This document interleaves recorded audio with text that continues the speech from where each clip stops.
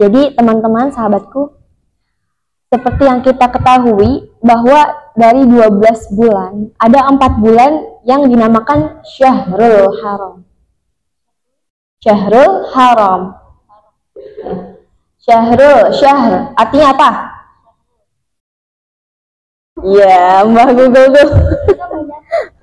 Syahrul Haram, syahr artinya bulan. Haram artinya haram itu tidak boleh ada yang artikan haram benar-benar yaitu dilarang, ada yang namanya istilah suci. Jadi ada dua pengertian di sini. Tapi yang dimaksud di sini Syahrul Haram adalah bulan yang suci, bulan yang dimuliakan. Dari 12 bulan disebutkan dalam hadis 4 bulan diantaranya yang istimewa adalah Dzulqa'dah, Dzulhijjah, Muharram, dan Rajab. Di situ juga Allah memerintahkan kepada umatnya bahwa stop untuk berperang. Hentikan dulu peperangan. Karena di zaman dulu ada namanya peperangan. Karena susahnya untuk mencari wilayah dan agama Islam itu dulu dimusuhi. Jadi ya seperti itu. Tapi Allah menganjurkan, Allah mewajibkan untuk di bulan haram itu untuk berhenti berperang. Lalu bagaimana tentang hukuman di bulan itu? Nah ini nih masuk ke materi yang agak rumit. Kakak ingin membuka pikiran kalian. Kemudian materi mungkin tidak pernah disampaikan di sekolah dasar, SMP, SMA. Ada hukum ya. Ini yang agak sedikit sulit ya. Jadi ada namanya hukum Allah. Ada juga namanya hukum yang dibuat oleh manusia. Kalau hukum Allah itu sumbernya dari Al-Quran dan hadis, itu kedua utamanya. Ada lagi tambahan ijma dan qiyas. Tapi yang paling utama adalah Al-Quran dan hadis. Ingat ya. 4 sumber hukum Islam ada 4 sejatinya. Al-Quran, hadis, ijma, qiyas. Al-Quran dan hadis ini dua sumber yang paling utama, di mana Allah memerintahkan kepada Nabi untuk menghukum manusia yang melanggar aturan Allah. Ada namanya hudud, ada namanya qisas, ada namanya diyat, ada namanya ta'zir. Nah, kalian sebenarnya udah mempelajari hal itu. Jadi kalau kalian benar-benar memahami betul, itu artinya kalian udah sampai ke tingkat itu. Maka diajari fikih qisas oleh Bapak Dr. Enceng Faisal. Beliau benar-benar sangat dosen yang sangat saya kagumi, salah satu dosen yang saya sangat kagumi. Beliau tuh kalau di kampus ya, ketika melihat akhwat, beliau benar-benar menundukkan matanya, benar-benar menjaga cara tutur katanya seperti apa, Masya Allah. Itu yang buat kakak, kayaknya ini salah satu dosen favorit. Lalu yang beliau sampaikan terkait fikih qisas. Apa sih itu qisas? Pasti kalian bertanya. Qisas merupakan aturan dari Allah yang mana harus seimbang. Kalau secara bahasa artinya mengikuti jejak. Jadi kalau mata itu dibalas dengan mata. Ada yang pernah dengar istilah itu? Telinga dibalas dengan telinga. Jadi ibarat misalnya ada si A, mohon maaf dia melukai tangan sampai tangannya patah atau putus. Nah, hukum dari Allah itu adalah di qisas. Kenapa terlihat tidak manusiawi? Kata siapa tidak manusiawi? Coba bayangin, mohon maaf. Ini contoh ya, contoh. Kalau punya adik misalnya Aziza. Aziza tiba-tiba dipotong tangannya segini sama orang. Kamu terima atau enggak sebagai kakak? Enggak. Kamu terima enggak sebagai korban? Enggak. Itulah keadilan dari Allah. Tapi seandainya luka yang diberikan itu oleh Azizah dimaafkan oleh korban, maka tidak menjadi hukum kisos. Begitu. Gitu ya dasarnya. Jadi kalau misalnya dapat maaf, maka tidak jadi dikisos. Tapi menurut Imam Syafi'i, menurut Imam Hambali, kalau misalkan tidak jadi dikisos, maka diganti dengan diat. Diat adalah mengganti denda. Nah, bukan. Udah mulai paham di sini? Ayo. Apabila orang memotong tangan orang lain, maka hukumannya kisos. Dihukum dengan seimbang. Lalu bila korbannya memaafkan pelaku, maka menurut Imam Syafi'i itu didiat. Artinya denda. Tapi kalau misalkan korban tetap, oh saya ikhlas nih, nggak apa-apa, mungkin ini udah takdir Allah, tangan saya harus seperti ini atau gimana, benar-benar tulus ikhlas, maka boleh tidak diberi apa-apa. Kalau kalian ada yang menyimpulkan, misalkan suatu saat nanti, pasti kalian kalau misalnya membuka terjun ke dunia luar, banyak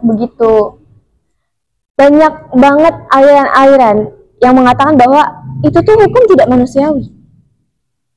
Masa iya cuman motong ayam mencuri ayam terus dia langsung dikisos, langsung dipotong tangan? Menurut kalian emang tidak manusiawi atau manusiawi? Manusiawi. Karena siapa yang mau dicuri barangnya? Siapa yang mau diambil haknya? Tapi lain hal kalau misalkan dia nyuri nih, tapi buat kebutuhan anaknya, benar-benar anaknya itu sakit parah. Nah, harusnya dari korban itu memaafkan dan justru malah bersedekah. Kalau misalnya di dalam Islam itu ketika misalnya dapat laporan nih si imam daripada kota itu. Nah, maka ketika dikumpulkan apa sebabnya, kalau misalkan itu kan pasti udah ketetapan dari ulil amri. Apa itu ulil amri? Pemimpin di suatu negara. Jadi misalkan negara-negara Islam yang menerapkan, Saudi Arabia, si Lala nih ketahuan nyuri punya orang. Nah, orang itu mesti ketika dikumpulkan di pengadilan, pasti ditanya sebabnya apa, niatnya itu apa. Kalau itu pasti diteliti dulu seperti apa. Nah, baru kebijakan dari ulil amri itu nantinya ke depannya seperti apa. Apakah ditakzir, apakah dikisos, seperti itu. Paham sampai sini? Paham? Lalu apa aja negara-negara yang menerapkan hukum Islam? Arab pasti. Terus Mesir, Qatar. Lalu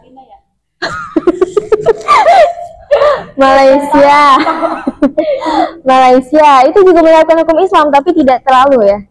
Lalu sama Brunei Darussalam. Makanya kalau misalnya dilihat oleh kalian ya, negara-negara yang menerapkan sistem hukum Islam pasti itu rata-rata kaya semua. Karena dia menerapkan betul-betul seandainya di Indonesia diterapkan. Karena hukuman di Indonesia kakak akui itu justru meringankan. Yang berat untuk para maling ayam, yang ringan untuk para maling uang rakyat.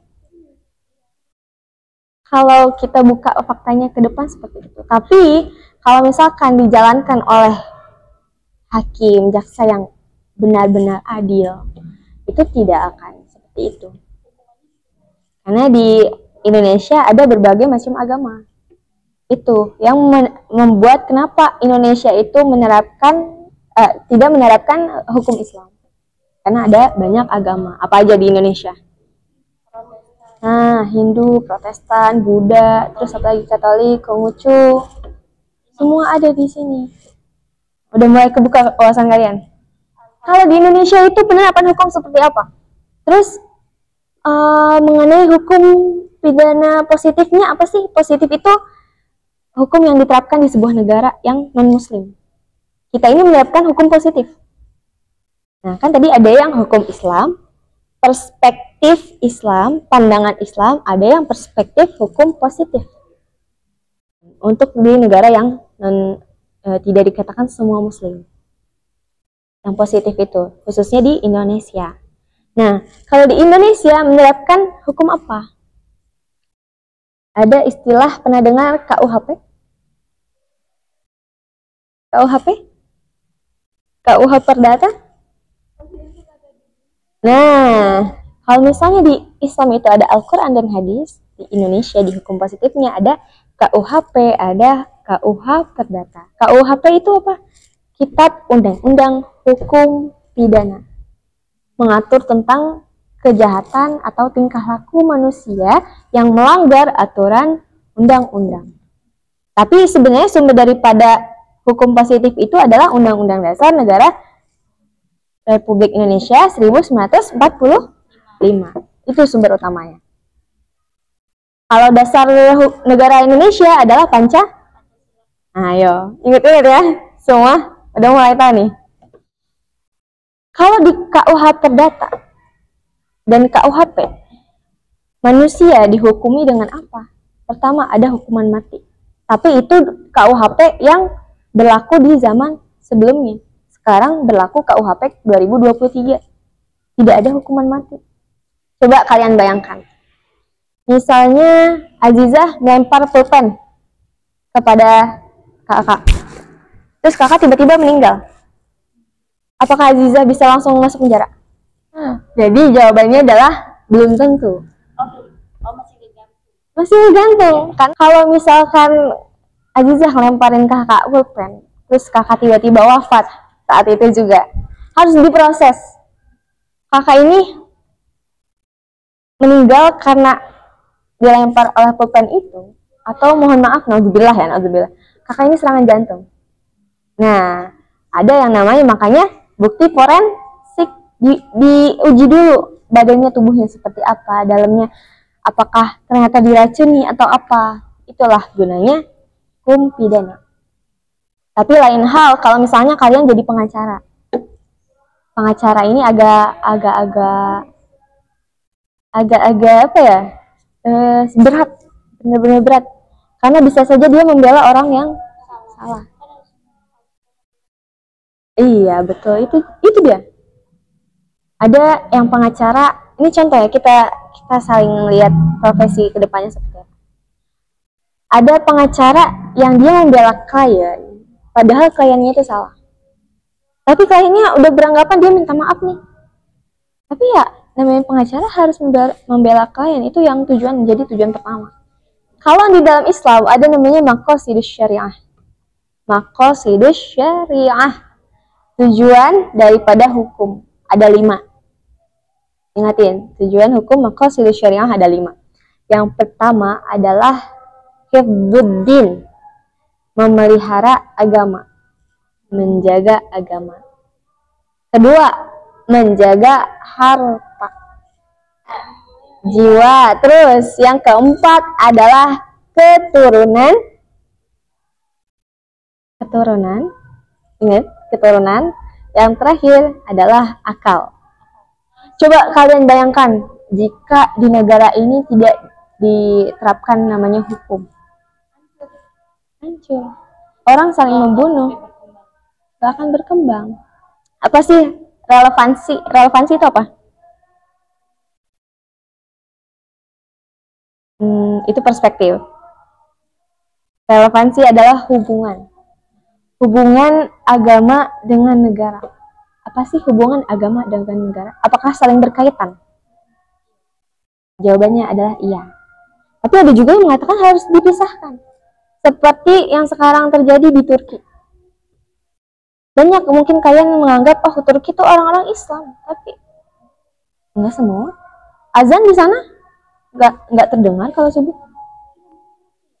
Namanya Turki pernah diduduki oleh pemimpin Islam. Tapi menurut mereka agama dengan negara harus dipisahkan. Jadi, tapi pandangan umumnya agama dan negara itu saling berkaitan. Ya. Sampai Imam Ad-Dainuri di dalam kitabnya itu bilangin kepada anaknya, ya bunayya, wahai anakku, innal mulka wad-dinu la ghaniyan bi ahadihima. Sesungguhnya negara dan agama keduanya tidak dapat dipisahkan. Wad-dinu asun wal mulku harisun. Dan agama adalah pondasinya dan negara adalah penjaganya. Gitu. Jadi ibarat di dalam sebuah negara, sebuah bangunan, agama ini pondasi nih. Ini yang berdiri tegak-tegak itu namanya pondasi. Nah, penjaganya itu adalah negara.